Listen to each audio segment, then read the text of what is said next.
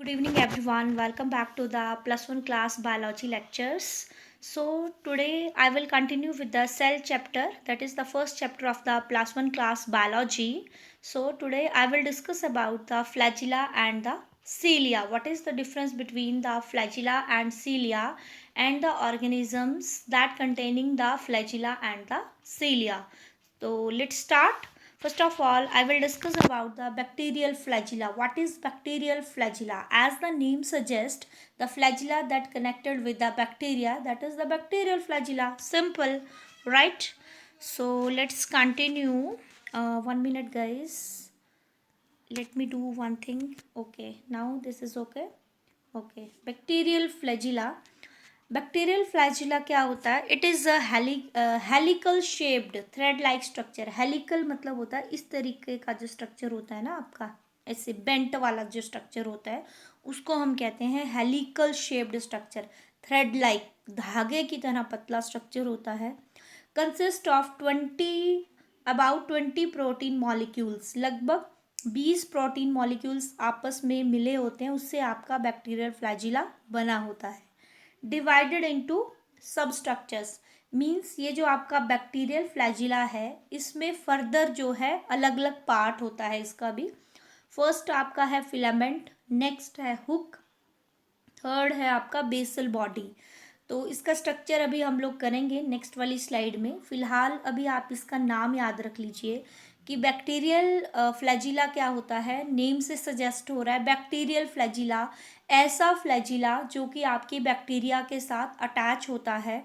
और जो फ्लैजिला होता है एक्चुअली वो होता क्या है, एक तरह का हेलिकल स्ट्रक्चर होता है. इस तरह से स्ट्रक्चर मिलेगा आपको, थ्रेड लाइक स्ट्रक्चर है और वो 20 प्रोटीन मॉलिक्यूल से मिलकर बना होता है.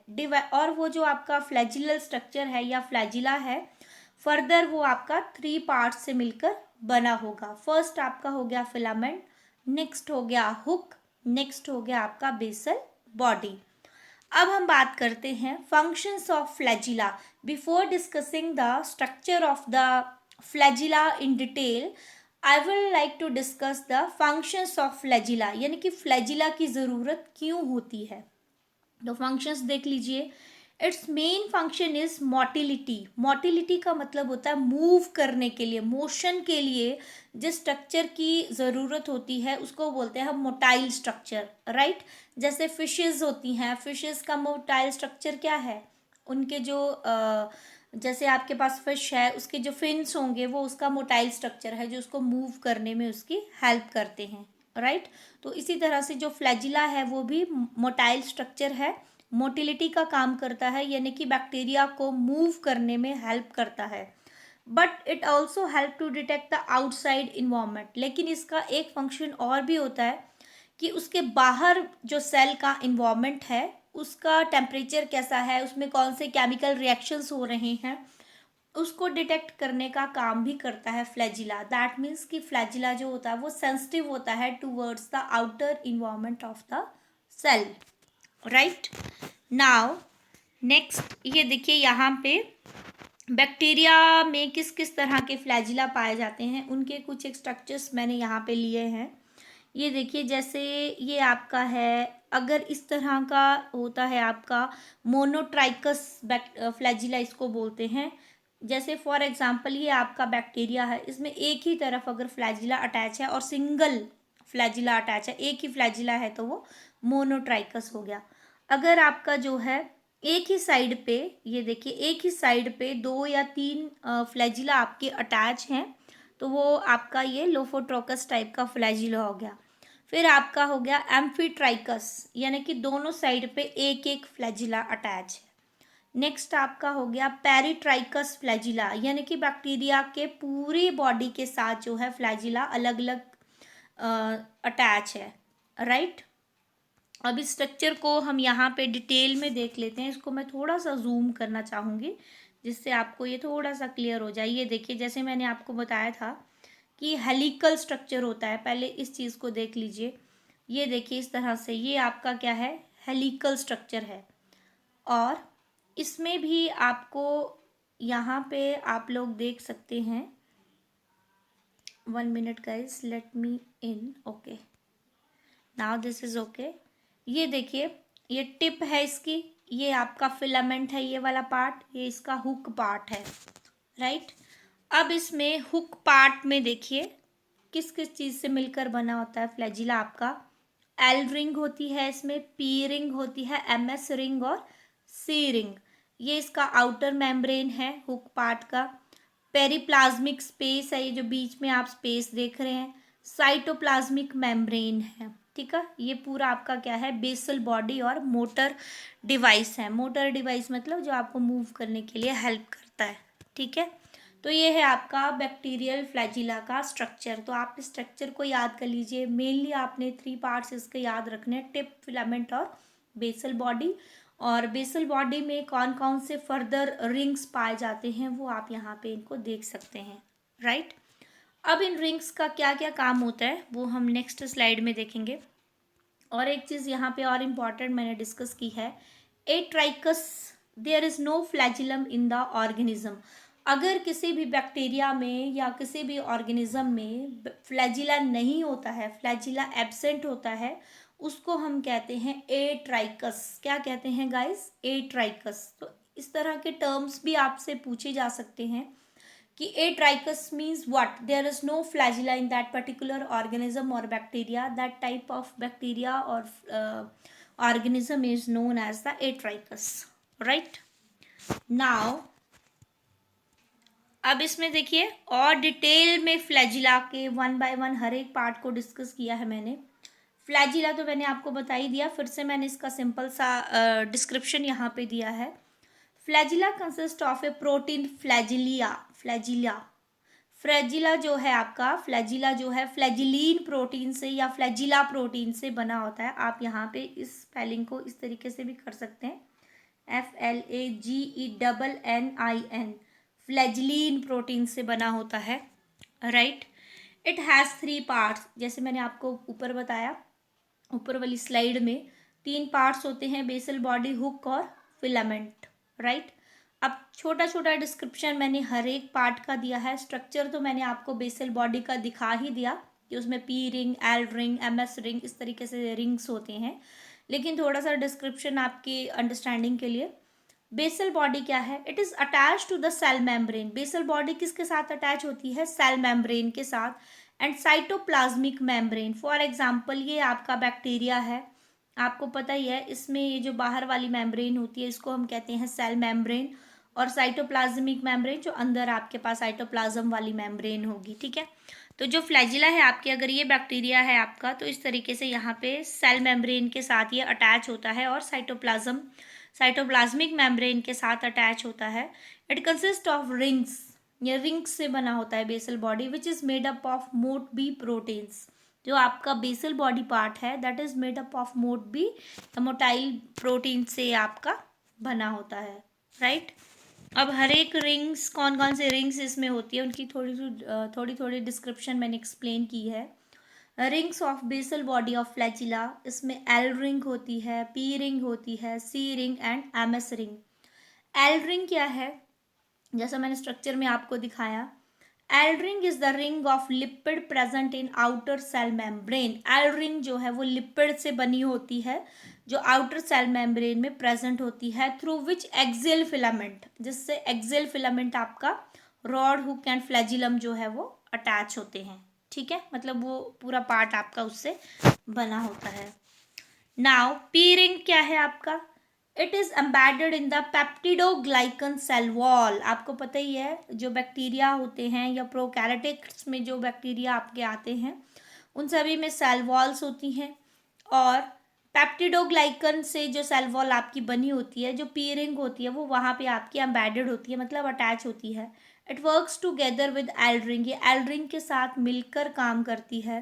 That helps to anchor the cell surface, जो कि सेल के सरफेस को एंकर करने में आपकी हेल्प करता है। एंकर का मतलब ये होता है कि जब कोई बैक्टीरिया, जैसे फॉर एग्जांपल ये आपके पास सेल है, ये आपके पास बैक्टीरिया है, ये क्या करता है, अपनी हुक से अटैच करने की कोशिश करता है फ्लैजिलम से। मतलब वो जब बैक्टीरिया आपका एंटर करेगा ना, मतलब सेल के सरफेस में वो एक तरह से हम बोल सकते हैं होल बनाने की कोशिश करते हैं ताकि वो आपका अंदर एंटर कर जाए आपका बैक्टीरिया, जिस भी सेल को वो एंकर करेगा। नेक्स्ट आपका आ गया C ring, it is anchored in the cytoplasm. C ring आपका जो है वो साइटोप्लाज्म में अंदर जुड़ा होता है, जैसे ये आपका बैक्टीरिया है तो यहाँ पे अंदर साइटोप्लाज्म में होगा C ring. M S ring is anchored in the cytoplasmic, और ये आपका साइटोप्लाज्मिक मेम्ब्रेन में एंकर्ड होता है एम एस रिंग जो होता है आपका, ठीक है। वैसे मैंने आपको ऊपर भी टाइप्स ऑफ फ्लैजिला बताए, लेकिन यहाँ पे मैंने और ज़्यादा अच्छे से एक्सप्लेन किया है types of flagellar arrangement. Flagella जिस जगह पे अटैच्ड होते हैं वो फ्रंट पे अटैच्ड हैं, बैक पे अटैच्ड हैं, एक है, दो है, तीन है। According to the attachment of the flagella divided into different arrangements. First आपका आ गया पोलर या मोनोट्राइकस फ्लैजिला। किसको कहते हैं? अगर एक बैक्टीरिया के साथ एक एंड पे एक ही फ्लैजिला अगर अटैच है तो उसको पोलर या फिर मोनोट्राइकस या सिंगल फ्लैजिला बोलते हैं, ठीक है। लोफोट्राइकस कब बोलेंगे? जब टुफ्ट का मतलब होता है एक से ज्यादा फ्लैजिला, गुच्छे की तरह जो है फ्लैजिला आपके एक ही एंड पे जुड़े हुए हैं, तो उसको बोलेंगे लोफोट्राइकस फ्लैजिला। एम्फीट्राइकस मीन्स दोनों एंड्स पे एक एक फ्लैजिला आपका अटैच है। Peritrichous means flagella all over, मतलब पूरे बैक्टीरिया के साथ जो है हर एक उसके पार्ट पे जो है, मतलब हर एक पूरे सेल वॉल के साथ जो है फ्लैजिला आपको मिलेंगे। फिर आपका आ गया amphitrichous, tuft of flagella at both ends, यानी कि दोनों एंड्स पे, साइड्स पे नहीं होंगे, फ्रंट और बैक एंड पे आपको फ्लैजिला के गुच्छे मिलेंगे। That is the type of amphilophotrichous flagella. तो ये जो छोटी छोटी टर्म्स हैं इसमें से आपको क्वेश्चंस बन सकते हैं कि एम्फिलोट्राइकस की अरेंजमेंट किस तरह की तरीके की होती है, फ्लैजिला कहाँ पे प्रेजेंट होते हैं, ठीक है। तो ये चीज़ें आपने बेसिकली याद रखनी है। अब एक चीज़ एट्राइकस, वैसे मैंने आपको ऊपर वाली स्लाइड में भी बताया, अगर कोई भी फ्लैजिला प्रेजेंट नहीं होता है, if there is no flagella in the bacterial cell, अगर बैक्टीरियल सेल में कोई भी फ्लैजिला प्रेजेंट नहीं होता है, then it is known as atrichous, उसको हम कहते हैं एट्राइकस, राइट। तो टर्म्स याद रखनी है आपने। नेक्स्ट हम बात करते हैं सीलिया क्या होता है। Cilia is a Latin word means eyelash. जैसे आपकी आंख होती है, आंख में देखिए इस तरह से छोटे छोटे छोटे आई लैशेज होते हैं ना। जो सीलिया होता है, एक तो उसकी लेंथ कम होती है as compare to the flagella, और वो छोटे छोटे छोटे हेयर लाइक स्ट्रक्चर्स होते हैं, इसीलिए उसको कंपेयर किया गया है आई लैश से। जो हमारी पलक होती है, आंख की आई लैशेज होती हैं, हेयर लाइक प्रोजेक्शंस होती हैं। जस्ट आपको अंडरस्टैंड करने के लिए, आपके दिमाग में ये चीज़ सेट करने के लिए कि जो सीलिया होती है वो बेसिकली क्या होता है, तो आईलैश की तरह स्ट्रक्चर होते हैं, present in all eukaryotic organism. सारे और यूकैरियोटिक ऑर्गेनिजम्स में ये प्रेजेंट होते हैं। अब आप ये मत कहिएगा कि जो आई लैशेज हैं वो सीलिया है, नो, आई लैशेज आपकी सीलिया नहीं है, वो जस्ट उनको कंपेयर किया गया है सीलिया से कि वो इस तरीके से होते हैं, आपका जस्ट एक माइंड सेटअप बिठाने के लिए। Now human body organs that contain cilia, human body के कौन से ऐसे ऑर्गन्स हैं जिसमें सीलिया प्रेजेंट होते हैं? Respiratory tract for clearance of dust and mucus, जो आपका रेस्पिरेटरी ट्रैक होता है वहाँ पे सीलिया प्रेजेंट होते हैं, ताकि आपका डस्ट और म्यूकस जो है वो उसको साफ करें, बाहर निकाल दें, क्योंकि अगर ऐसा नहीं होगा तो आपको इन्फेक्शन होने के चांसेस हैं, right. Now epithelial lining of fallopian tubes, जो फेलोपियन ट्यूब्स की एपिथेलियल लाइनिंग्स हैं वहाँ पे आपके जो सीलिया हैं वो प्रेजेंट होते हैं। उनका काम क्या होता है? Which helps to move the egg to the uterus. अब जो बायो के स्टूडेंट्स हैं they very well know fallopian tubes क्या हैं, फीमेल रिप्रोडक्टिव पार्ट है। फीमेल रिप्रोडक्शन, फीमेल का जो रिप्रोडक्टिव पार्ट होता है उसी की फेलोपियन ट्यूब्स पार्ट होते हैं, जहाँ पे एग आपका लाई करता है, और वहाँ से जब एग स्विम करके यूट्रस में इम्प्लांट होता है तो स्विमिंग करने में, उसको आगे धकेलने में जो हेल्प करते हैं वो सीलिया हेल्प करते हैं, ठीक है। आप इसको इस तरीके से पकड़ सकते हैं ना कि जैसे फॉर एग्जांपल आपके पास ये फेलोपियन ट्यूब है, यहाँ पे इस तरीके से छोटे छोटे छोटे छोटे एपिथेलियल लाइनिंग पे सीलिया प्रेजेंट होंगे। अगर यहाँ पे एग प्रेजेंट है तो ये इसको इस तरीके से आगे को ऐसे पुश करते जाएंगे, जैसे झाड़ू लगाते हैं ना हम, झाड़ू लगा के क्या होता है, जो भी कचरा होगा वो आगे की तरफ हम धकेलते हैं, उसको साफ करते हैं। इसी तरीके से जो एग है ये सीलिया उसको आगे मूव करने में हेल्प करेंगे और फाइनली वो एग आपका यूट्रस में चला जाएगा। ठीक है, तो ये दो इंपॉर्टेंट चीज़ें आपने याद रखनी है ह्यूमन बॉडी का अगर आपको आता है कि सीलिया जो है एक तो ह्यूमन बॉडी के रेस्पिरेटरी ट्रैक में प्रेजेंट होते हैं। क्या काम होता है उनका? डस्ट और म्यूकस को क्लियर करना। And the second one is epithelial lining of the fallopian tube that helps to move the egg from fallopian tubes to the uterus, right?